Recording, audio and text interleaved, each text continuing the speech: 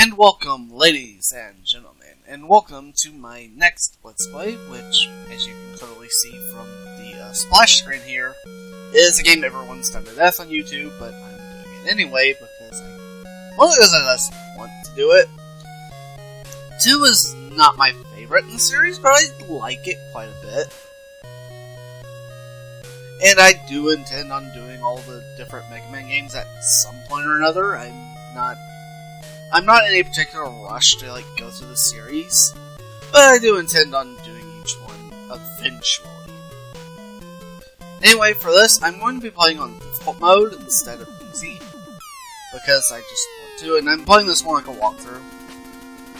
So my strategies are going to rely more on the megabuster, because the megabuster is the one guaranteed thing in every single Mega Man playthrough. Because everyone's going to have it. I'm going to start with Metal Man, and I know there's some groans. For those of you that are new to Mega Man 2 and don't understand why, well, in each Mega Man game, you have so many Robot Masters, and each one you beat, you get his weapon. And the weapon you get from Metal Man is particularly abusive. It's the most stupid weapon in the whole series, the Metal Blades. But anyway, these chain things, the chandeliers, the chains still hurt you, so don't try jumping over them. I mean, you can, but you'll just take damage. Now we have these little drill things. You can farm them for health if you really need to. I don't need to, but just be careful when it comes to this conveyor belt, because they're moving everywhere. Once you get past that, you're clear. Anyway, the Metal Blades are really overpowered. They have ridiculous amounts of ammunition, so you're pretty much never going to run out. Oh, and to get that extra life, you need a particular item. There's 3 item weapons you get. You get them from defeating very specific Robot Masters. Items 1, 2, and 3. I believe it's item 1 you need to get that extra life. It's not particularly meaningful, though. Anyway, with these enemies, you just shoot the wheel at the bottom, and the monkey will fall into a monkey spit. If you kill the monkey, the wheel will still stay in place and try to hurt you. So, keep that in mind. And like with any normal platformer game, bottomless pits are instant death, so don't jump in it. Anyway, here's one of the main differences between easy and difficult. Enemies like this guy have take twice. Well, the main difference is that on difficult mode, everything takes twice as many hits to kill. But those guys, you can actually one-shot them on normal mode, but on difficult, they do that little thing where they break apart. Anyway, these bubble guys are only weak to the bubble-led special weapon, which we don't have yet, so we can't kill them. It's not a huge deal, though. You don't need to kill them for the rest of the game. And we're already at the boss fight. I'll go into more Metal Blades when we actually get to use them and show them off. I'm not going to spam them through the entire game. Anyway, you're on a conveyor belt that occasionally changes directions, like you just did there. It's not a huge deal, just be aware of when it happens. And Metal Man jumps whenever you shoot, so you can actually use that to, pin him in a position where he's falling onto a megabuster shot, and he can't avoid it. And you just kind of keep repeating this, just dodging his Metal Blades. It's a lot easier in the far corner. He has a completely different pattern if you get really close to him. I don't really know the right strategy for dealing with that, because I don't really see the point. You can just hang out in the corner and deal with him easily enough. He starts jumping all over the room if you get right in his face. Anyway, we don't have any of his weaknesses, so we can't abuse them. But he is weak to the weapon he gives you, the Metal Blades. In normal mode, it kills him in 1 hit. The other special weapons that can be used him are the Charged Atomic Fire and the Quick Boomerang. Those deal more damage than what your Megabuster would. So, anyway, we get the Metal Blades. Arguably, probably the only sub-weapon you really need in the entire game. It's weird, because even multiple bosses in this game are weak to it. It's spammable, and you can shoot it in every single direction. Oh, listen, this enemy's kind of weird. It shoots out these little frogs. But as long as there's one tiny frog on screen, it won't throw out anymore. So, as long as you keep it alive, you're good. I tried to keep it alive, but it didn't work out. Did that time, though. Anyway, these platforms, the moment you jump on them, they will fall, so you want to tap the jump button as soon as you get on. Otherwise, you will fall into the pit and you'll die. Those enemies, you can shoot off their shell, but then they get a lot faster. So I prefer to just try to ignore them if possible. Again, you can just spam metal blades and kill them. Okay, my policy for metal blades in this playthrough is I'll use it for parts of the game that are just annoying to deal with otherwise, but for things that are pretty easy, I'm not really going to bother using. Like, if I can manage a section with just like the megabuster or some other special weapon, I'll try to avoid using metal blades. However, for something like that, where it's like I can kill it with a megabuster, but it just takes a while and I don't really feel like doing that, then I'm not going to bother. Anyway, those little alien things look like they come from Metroid. The spikes at the top of the screen are instant death if you touch them, and their hitboxes can be a little wonky, like they can catch you on the corner, so be aware of that. But really, I think the most useful and most broken thing about the metal blades is just being able to shoot in any direction. It's kind of what they fixed with the Shadow Blade in Megaman 3.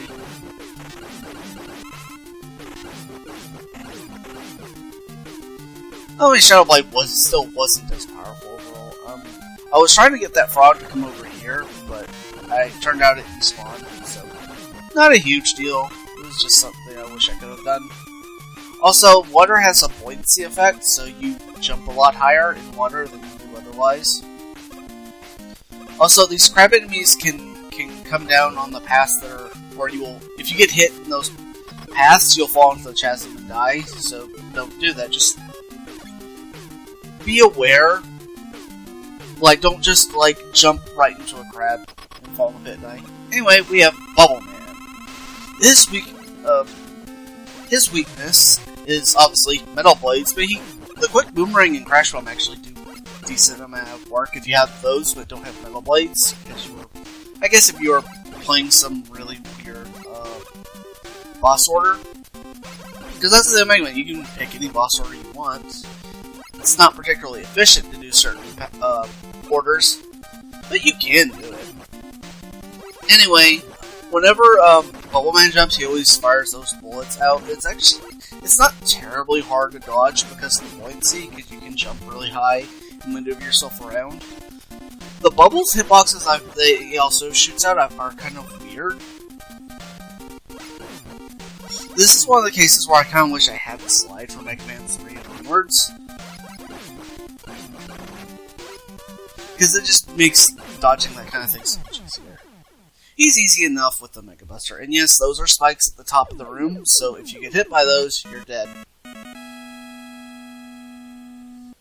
Fortunately, each of the boss room, if you die, he just warps you right before the boss. Unless you get a game over, then you just have to start the level all over again.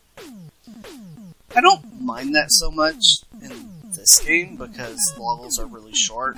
In games where levels are really long, like a certain sequel, like Megaman 4, in that case, I would have an issue with that. But we don't have that problem in this game.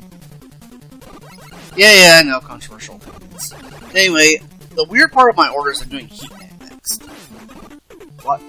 Now, why would that be a problem? Well, there's a part of this level that it's not absolutely required that you have item 2, but it makes it a lot easier.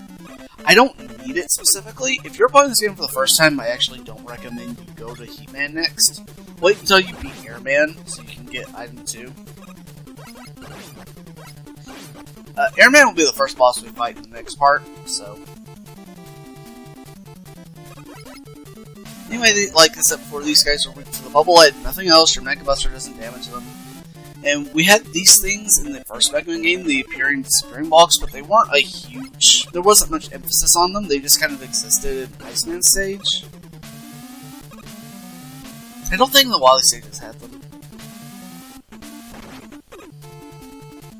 Be careful at jump, especially if you get hit by those enemies that just keep spawning in over and over again, because it is possible to have you knock you backwards instead of forwards, and then if that happens, you will die. Also, those funny colored parts on the walls can be blown open by the Crash Bomb if you happen to have that. I've never done Crash Man early, and I usually do He-Man pretty early. Anyway, the rule for these disappearing platforms is 3-2-3. You take 3 jump, the third block, then the triangle thing pops up, 2 more blocks, then it pops up. Now the last 3 doesn't apply until you make this big jump down, which happens right here. 1, 2, 3, then that triangle thing pops up, and then you jump there and you're good. So that's what helps me remember and be able to do that you're really meant to have item 2 for that, but it is possible to do it without it.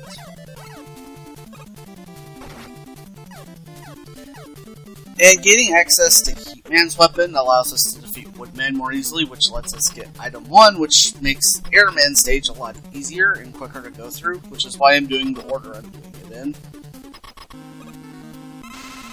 Anyway, we're at Heatman. First he does that, he always does that, the thing where he throws a bunch of fire at you. You can jump through the first and second columns pretty reliably. I mean, it takes a bit to get the pattern down. Anyway, every time you hit him, he turns into fire and rushes towards you. So, be aware of that. Heatman is weak to the bubble light. It kills him really quickly. If you don't have access to that, for whatever reason, the air shooter and quick boomerang are also decent. I mean, the Megabuster does a good enough job. And yeah, I'm going to be fighting all the bosses in this game with just the Megabuster because it's guaranteed that everyone has it. And it's more, as a walkthrough, it's more replicable than just assuming you took the same route I took and you will have the same special weapons I do. Because that may not always be the case. Now that may be true for like the levels, like I had the Metal Blades for this part, but someone didn't do Metal Man first. Well, I find the things people have issues with in Mega Man games are the bosses, more so than the levels. Like, the only classic Mega Man game where I thought the levels were more annoying was 4. Yeah, but you can make an argument for 5 as well.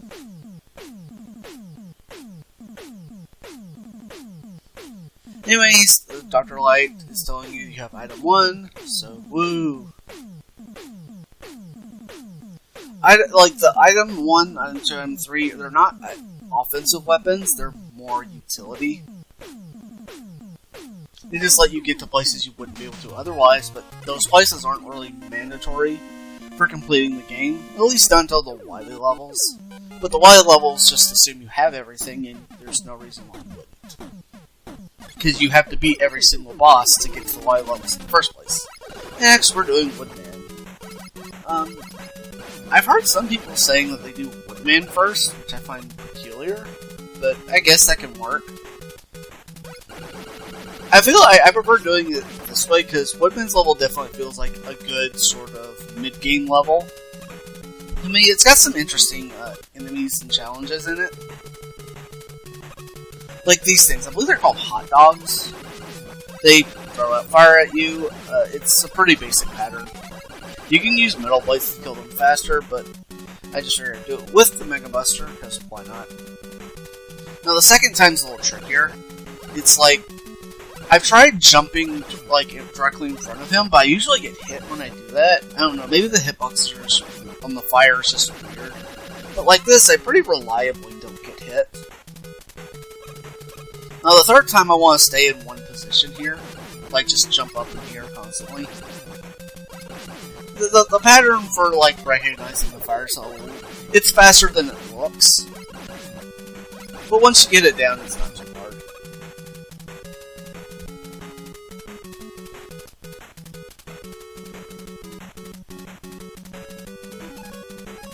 I'm pulling out metal blades here because these bats are just obnoxious to deal with just the Megabuster. It's just sake of convenience.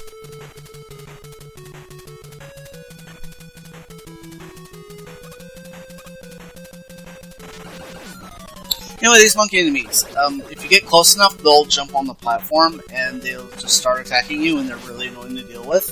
So I just metal blade them because they're just annoying. And those bird things are constantly dropping eggs. The eggs, if they hit the ground and crack open, they release a ton of tiny little birds, and those are really annoying to deal with. I mean, they just make one pass at you and then they go away, but they're probably going to hit you if it happens.